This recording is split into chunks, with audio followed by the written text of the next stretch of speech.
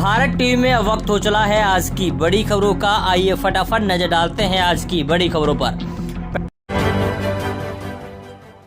पहली जो बड़ी खबर सामने आ रही है वो आ रही है हरियाणा के मेवात जिले के गांव खेड़ा खलीलपुर से, जहां पर मृतक आसिफ के एक और आरोपी को पुलिस प्रशासन ने गिरफ्तार कर लिया है।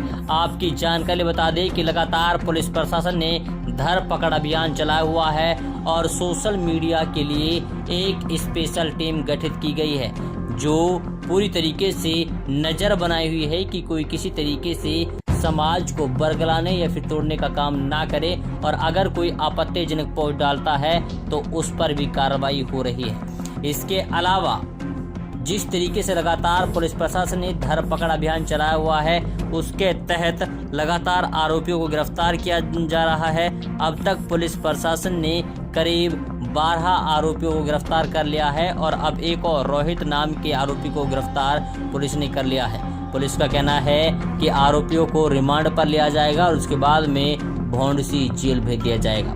इसके अलावा मृतक आसिफ के परिजनों का मानना भी यही है कि पूरी तरीके से इस पूरे मामले में पुलिस प्रशासन निष्पक्ष तरीके से जांच कर रहा है और सही तरीके से कार्रवाई कर रहा है, लेकिन दूसरे पक्ष के लोग हैं उनका मानना ये है कि इस पूरे मामले में कुछ निर्दोष लोगों को भी फंसाया जा रहा है, जबकि पुलिस प्रशासन को निष्पक्ष तरीके से जांच करनी चाहिए। हालांकि पुलिस प्रशासन लगातार दोनों ही समुदाय के लोगों को एक ही बात कह रही है कि इस पूरे मामले में निष्पक्ष तरीके से जांच कर आरोपियों को सजा दिलवाई जाएगी।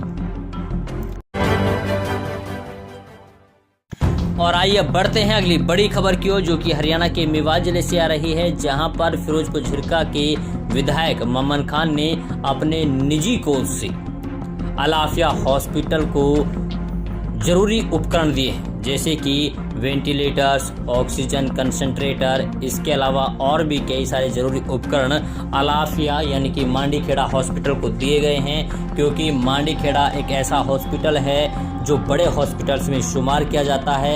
यहाँ पर अगर कोरोना के मरीज सामने आते हैं तो उनकी रिकवरी के उनके इलाज के लिए लोगों को मांडीखेड़ा हॉस्पिटल का रुख करना पड़ता है। लेकिन अगर ऐसे में मांडीखेड़ा हॉस्पिटल में सही तरीके की सुविधाएं नहीं हैं तो लोग अपनी जान गंवा देते हैं सुविधा के अभाव में। इसी को देखते हुए विधायक ममन खान ने अपने निजी कोष से 15,60,000 रुपये का सामान ला करके मांडीखेड़ा हॉस्पिटल को दिया है, जिसके बाद से ही पूरे मेवात के लोग उनका शुक्रिया अदा करते नहीं थक रहे हैं। वहीं मांडीखेड़ा हॉस्पिटल के सीएमओ ने भी उनका आभार व्यक्त किया है कि जिस तरीके से इस संकट के दौर में विधायक ममन खान ने लोगों की और हॉस्पिटल की मदद की है। और आइए अब बढ़ते हैं अगली बड़ी खबर की ओर, जो कि राजस्थान के कामा विधानसभा से आ रही है, जहां पर एक बाइक में अचानक से आग लग गई, जिसकी वजह से आसपास के लोगों में हड़कंप मच गया। बाइक में लगी हुई आग को देखकर लोग उसे बुझाने के लिए इधर उधर से आने लगे और काफ़ी मशक्क़तों के बाद में उस बाइक से आग पर काबू पाया गया है। खैर, जिस तरीके से अचानक आग लगी उसकी वजह से कोई बड़ा हादसा भी हो सकता था, लेकिन इसी बीच आसपास के लोगों ने अपनी सूझबूझ दिखाते हुए उस बाइक में लगी हुई आग पर काबू पा लिया है, जिसके बाद से अब कोई बड़ा हादसा वहां पर नहीं हुआ है। और आइए बढ़ते हैं अगली बड़ी खबर की ओर, जो कि राजस्थान के जुरेहड़ा से आ रही है। जुरेहड़ा पुलिस के हाथ लगी है एक बड़ी सफलता, जहां पर दिन दहाड़े हत्या करने वाले एक आरोपी को गिरफ्तार कर लिया गया है। आपकी जानकारी बता दें कि अभी से कुछ दिनों पहले ही आपसी रंजिश को लेकर के एक युवक की हत्या कर दी गई थी। युवक मस्जिद में नमाज पढ़ रहा था और नमाज पढ़ने के बाद वो अपने घर की ओर जा रहा था, लेकिन पहले से ही घात लगाए हुए बैठे आरोपियों ने उसके ऊपर अचानक से हमला कर दिया, जिसकी वजह से पीड़ित शख्स मौके पर ही दुनिया को हमेशा हमेशा के लिए अलविदा कह गए। खैर, मामले के बारे में बताया जा रहा था कि कोई आपसी जमीनी विवाद को लेकर पिछले काफ़ी समय से रंजिश चली आ रही थी और इसी बात को लेकर के अब उस शख्स के ऊपर हमला किया गया, जिसके बाद वो इस दुनिया को हमेशा हमेशा के लिए अलविदा कह गया।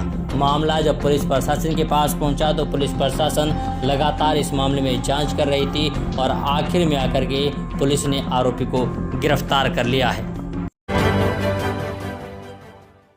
और आइए अब बढ़ते हैं अगली बड़ी खबर की ओर, जो कि हरियाणा से आ रही है।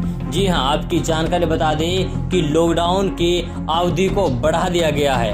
अब लॉकडाउन 14 जून तक रहेगा, लेकिन लॉकडाउन के समय में दुकानदारों और लोगों को बड़ी राहत दी गई है, जो कि सुबह 9 बजे से शाम 6 बजे तक दुकानें खुली जाएंगी। लेकिन यहाँ पर एक शर्त लागू की गई है कि जो दुकानें खोली जाएंगी वो ऑड इवन के हिसाब से ही खोली जाएंगी।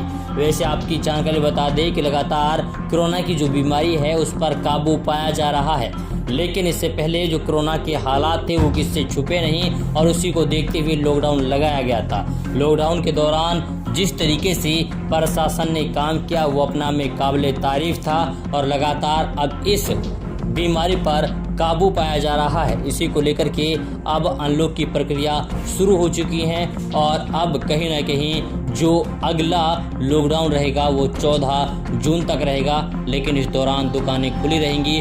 9 से 6 बजे तक का टाइम दिया गया है, लेकिन शर्त ये है कि जो भी दुकानें खुलेंगी वो ऑड इवन के हिसाब से खुलेंगी। इस दौरान सरकार ने लोगों को सूचित करते हुए और चेताते हुए कहा है कि भले ही कोरोना की बीमारी पर हम लोग काबू पा रहे हैं, लेकिन फिर भी सावधानी बरतना हम सब का कर्तव्य बनता है, फर्ज बनता है। ऐसे में आप बिना किसी ज़रूरी काम के घर से बाहर ना निकले और अगर आप घर से बाहर जाते हैं तो आप मास्क का इस्तेमाल ज़रूर करें। तो ताज़ा तरीन खबरों की दुनिया में आज के लिए बस इतना ही। फिर होगी मुलाकात एक नए प्रोग्राम के साथ, एक नए मुद्दे के साथ। तब तक के लिए आप बने रहिए सिर्फ और सिर्फ भारत टीवी के साथ।